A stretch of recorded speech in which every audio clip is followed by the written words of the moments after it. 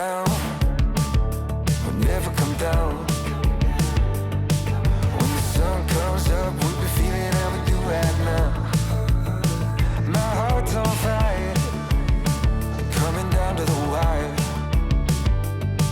While the world sleeps, we'll keep burning brighter and brighter.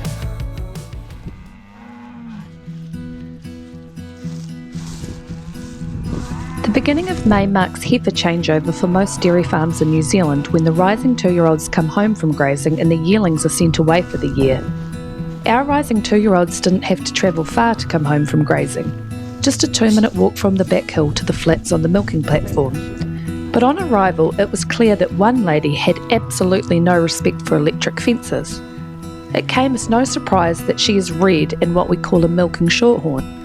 As we enter the cooler months, we need fencing discipline to hold a long rotation, so this cunning behaviour is unacceptable. It is also not in her best interest to have free-range feeding, because she'll just grow a monster calf that will need to be pushed out in August. Come on, girls.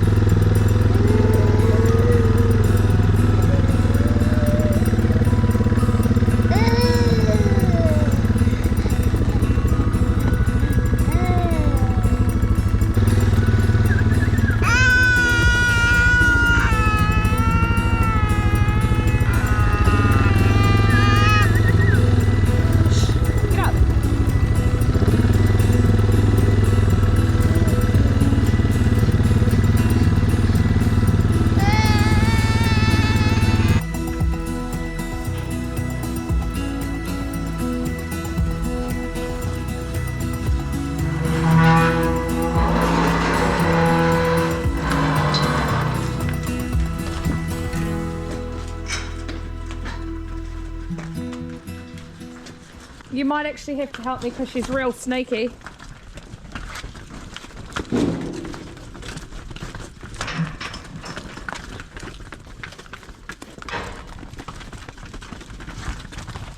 She's real cunning. We probably should put them on as the Belgian blue. So see and her sister, they're both great vegetables. Come on. Get up.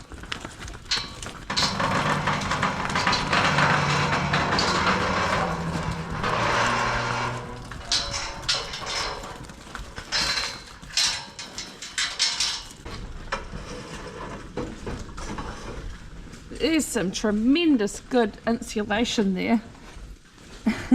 It's a lot. It looks a lot thicker than the other cows. It's unbelievable. We just get rid of it.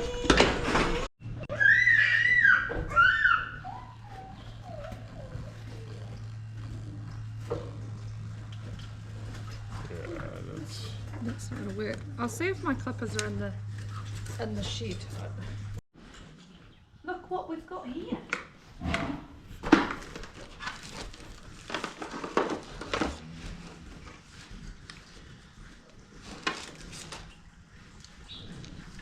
That is a, gosh, it must be 10 years since I last used these. Oh no, where's the cutting blade? Yeah, the pins have to go in. That's right. Yeah, I find it a bit high, but Well, I mean, she's not going to be gracing any show rings. We have had a small number of shorthorns for many years. Some have been very good cows. One of the things we look for in our female breeding program is cows that do the job easily and are able to maintain good health every day of the year. One such cow was a Boscoan Bon Jovi daughter who did 9 very good lactations and was devilishly clever.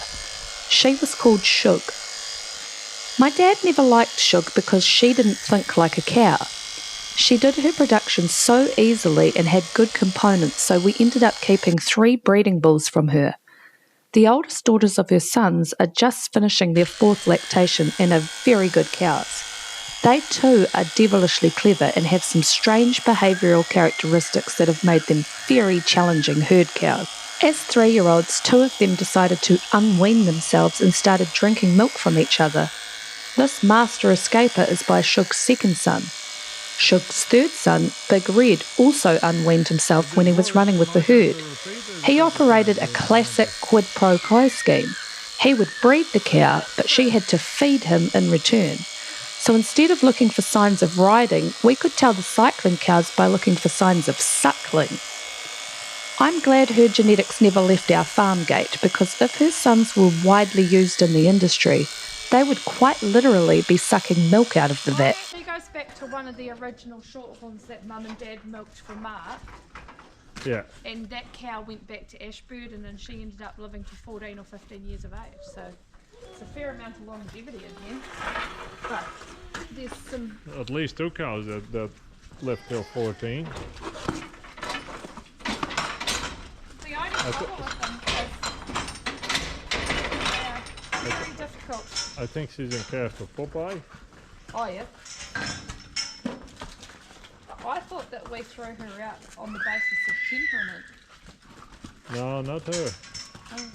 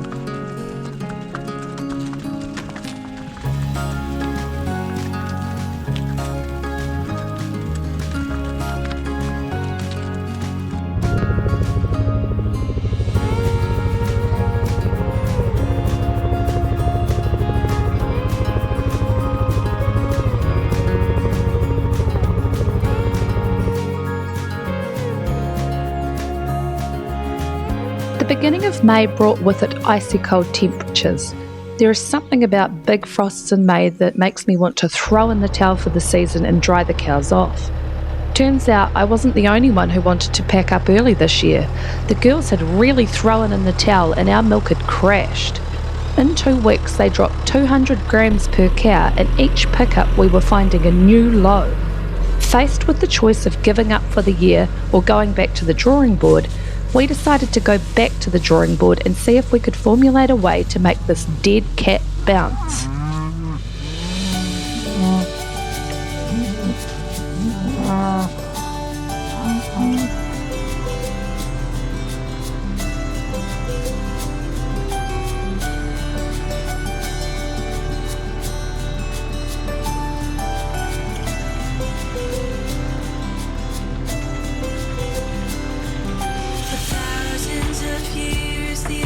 Circling around the sun.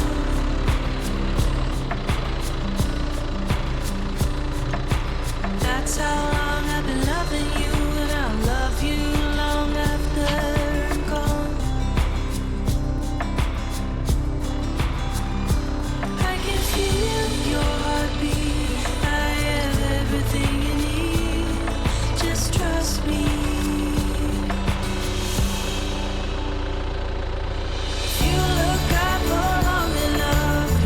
Star falling your path, and I'm waiting.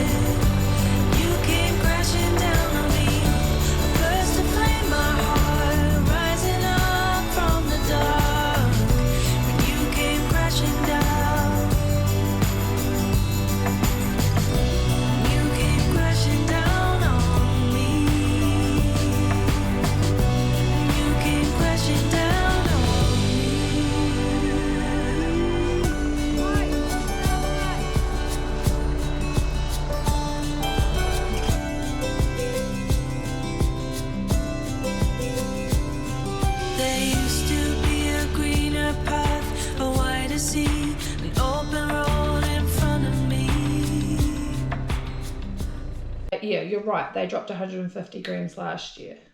Yeah, so now 200. But- So we might be overreacting a little bit. Because at some point we're going to drop. And last year we did 1.6 at the 1st of May. So now we're doing 1.55. They collapsed also with hay. So we put the hay in and it sucked the milk clean out of the vat. But I don't think that's an issue. the leaders have just completely plummeted. They haven't even found a floor. But what has usually happened in the past is that the components have gone up. They have dropped. And they have dropped. And that's one thing we need to check. From 5% till 470 fat, 480. Yeah. So that's one of the reasons in the past that we've held on to palm kernel quite tightly is because it did a good job with the fat percentage, right? Yeah. And so that's really interesting that when we were feeding the wheat bran and the palm kernel ran out, the fat percentage didn't drop at all. No. It completely stayed stable. So I find it actually interesting. So soy hulls are maybe, it probably has to do with fatty acids with the fats, because wheat bran also has quite a bit of fat in it, or oils more oils. So it has to do with fatty acids that are produced into fat. So we always decided that we wanted a really shitty blend for a real shitty price. Yeah. And it turns out that there's every possibility that that's exactly what we had. That's what we got. Like a very shitty That's blend. what we got. We don't like. So. I think categorically we would have got a milk response. Probably, yeah. And I mean, I remember Dad talking, he always says that the first year that he put barley in, he had really good grass and he peaked in February.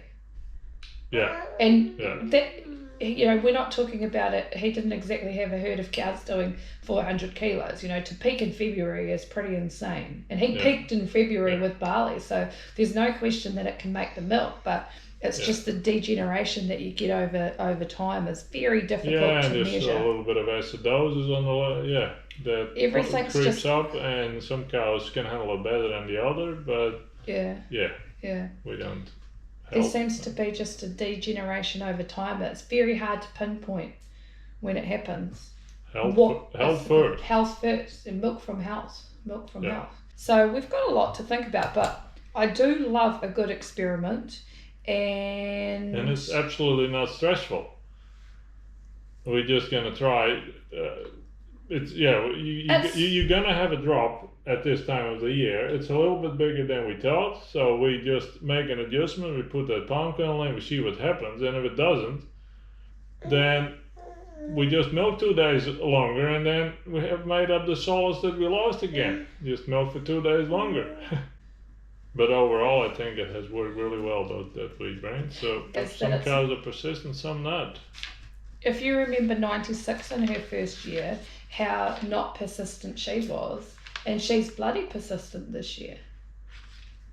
Well, she was just persistently bad in the first year. So she didn't milk in the spring and also not in the end. So she was just persistently bad. That means that our break-even milk response has to be 0.052 grams per cow per day. Yeah.